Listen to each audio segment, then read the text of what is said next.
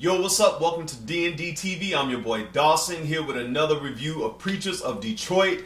Actually, this is episode 10, episode 11, however you want to put it. The final episode, the finale. Tonight was basically a follow-up of what happened last week. As we saw, it opened with Bishop Vaughn talking with her daughter. They were walking in the park, and both of them looked nice, like they did on the episode a couple of weeks ago where they were walking through the park, still getting their exercise or whatever in. But Bishop Vaughn was talking to her daughter about the reality of getting a divorce. And we've seen this season that the relationship between Gil and Bishop Vaughn has not been a good one. And I was kind of going, in hard on Bishop Vaughn about her relationship. But as I came to the conclusion of watching the final episode, I could see that her and Gil both have some things on their end that they need to work out, and perhaps it may be best if they work their issues out off camera instead of on camera, although it makes for excellent TV. But I just think perhaps she revealed just a little too much for reality TV for the first season of Preachers of Detroit. But hey, it's reality TV, so that goes without saying.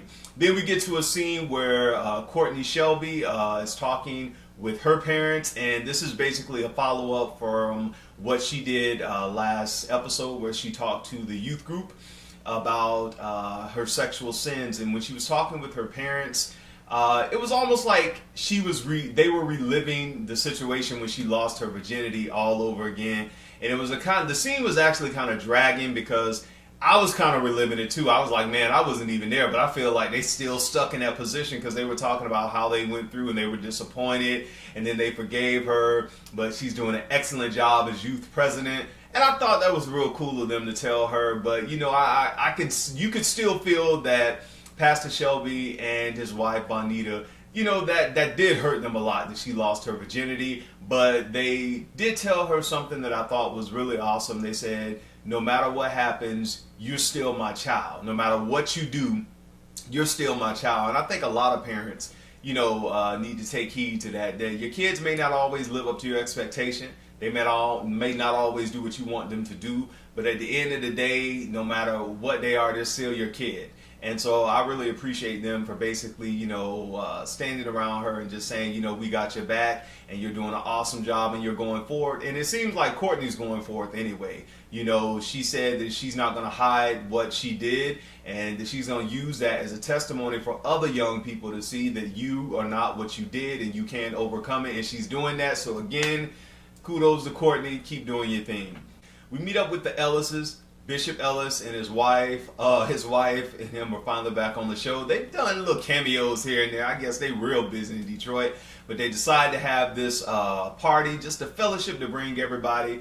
They talked a little bit about Pastor Bullock coming and some of the stuff he has against Bishop Vaughn. And one thing, First Lady Ellis stated that she wants this just to be a fun party where everybody come and they fellowship and not protest.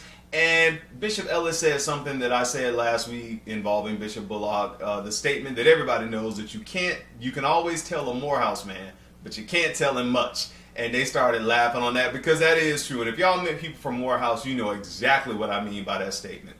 Pastor Shelby and his wife Bonita, they invite Gil and Bishop Vaughn out to lunch. And Bishop Vaughn comes by herself, and they're happy to see her, but they're kind of shocked that Gil is not with her. And they sit down and they tell her, based on last week's episode, that the last time they met, when it aired, it was like a month ago, that when they met and they all went on the couple's date, they just really wanted to get to know them, to perhaps fellowship more often in the future. But it turned into an attack against the Shelbys, and they felt that they didn't know where all of the anger and the hostility was coming from. And Bishop Vaughn did apologize, which was like shocking. She apologized, and then she got to revealing stuff about her marriage, that she's still having issues with her marriage.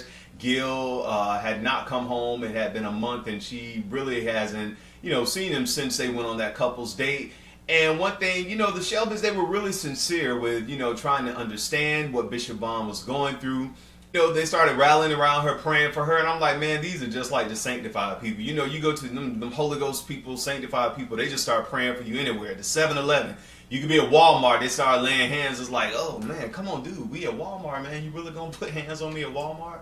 But, it was awesome to see Pastor Shelby and First Lady Bonita really care about Bishop Vaughn, because she has been through a lot this season. I mean, she's basically put her life out there, and I just hope none of this comes back to really haunt her, or that she doesn't think that she revealed too much, because in some way I'm sure it is helping people who are going through similar things with their relationships, because everything does not look as it is when we see people in the pulpits and things like that. Behind closed doors, when people go in their houses, we don't know what kind of life they live in, or if they really have the life that we think they're living. Pastor Shelby meets up with Gil. Gil comes back into town, and basically Pastor Shelby tells Gil that he did go out to lunch, him and his wife, with Bishop Vaughn, and that she told them about her problems and her feelings towards him for living in North Carolina. And basically Pastor Shelby just put it all out on the line and said, man, look, your wife needs you. This lady is basically begging for you. She doesn't want ministry. She's not trying to, win people at this point. She wants a relationship. And Pastor Shelby is really pouring his heart out to Gil, and Gil is just not having it. Gil's sitting there like, look, dude, I've been married to this lady for 11, 12 years. You've just known her basically 11 seconds. I know my wife. And he's like, I hear what you're saying, but at the end of the day, you don't really know what's going on. And, I could feel Gil on that, because we've gotten a taste of their relationship these past 10 episodes, 10, 11 episodes. And we see the back and forth that they have. And like I said, both of them have some issues which probably should be dealt with off camera. But Pastor Shelby, he kind of backed off at the end, basically saying, dude, I'm just telling you what we saw and what we feel, but it is your marriage, so you got to basically do what you want to do.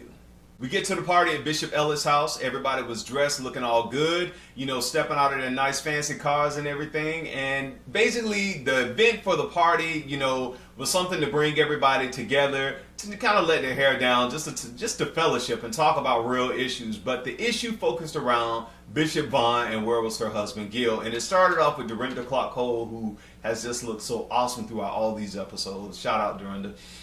She asked, hey, my husband is here and he wanted to know where's Gil. And, Bishop Vaughn started crying a little bit, saying he wasn't there. And also Robin, Bishop Langston's wife, they were talking, trying to support her as well. And basically Robin told her, when, it gets to a point when he's living there and you're living down here, it's not like y'all trying to work on anything. You all have basically become comfortable. And one thing Bishop Vaughn said, we can go back and forth, but I want y'all just to keep us in prayer. And both of the ladies decided that's what they would do. Because at the end of the day, when it's people's life and they got to make tough decisions, all you can do is just pray, wish them well and keep moving. It seemed like they all had a good time at the party. All the cast members were there. We even got to see Pastor Tim Alden. I'm like, where has he been? It's been like 10 episodes and he's only been on maybe like 3.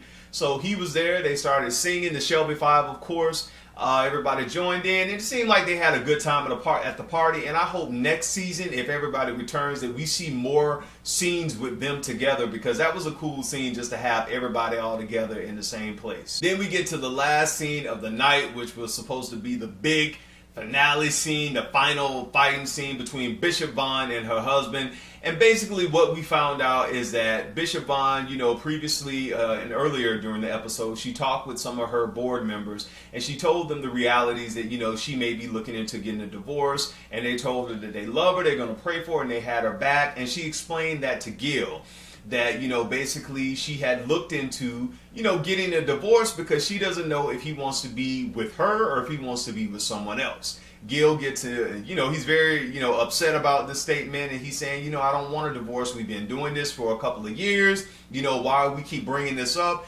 And he said that he was offended that she asked him if he had a honey bunch down in North Carolina. And I don't see why he got offended by that, because in one of the confessionals, she said that he had stayed away for almost a year. He only came home one time during that year.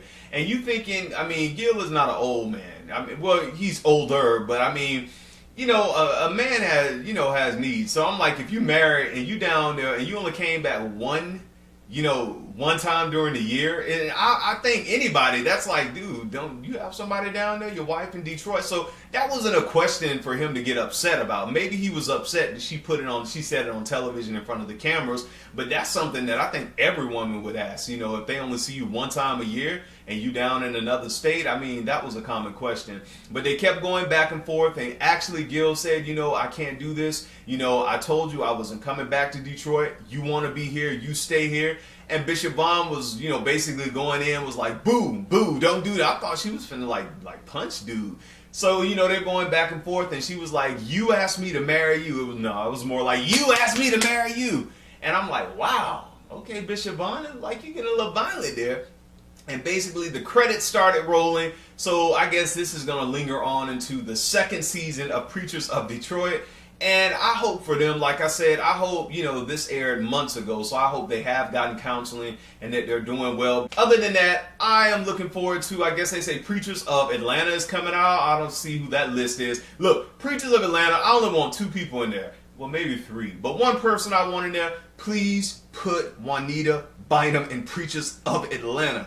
That's all I want. That's all I ask. Holly Cotter, that's all I ask. Talk to Prophetess Bynum, see if she'll get in there. I just think I would love to see her in one of these shows.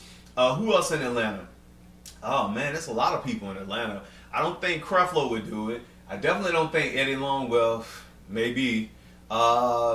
Bishop Dr. Barbara King over at Hillside, I think that would be a good choice. I mean, Atlanta, it's so many people out there, so many pastors out there, even people I don't even know. But I'm sure they got a list of people they're interviewing and asking, so I'll be looking forward to that. Other than that, it was a good reality show, Preachers of Detroit. Like I said, it was more interesting than Preachers of LA, although LA is my place. I love LA, so, you know, I'm really, you know, for those pastors on that show too.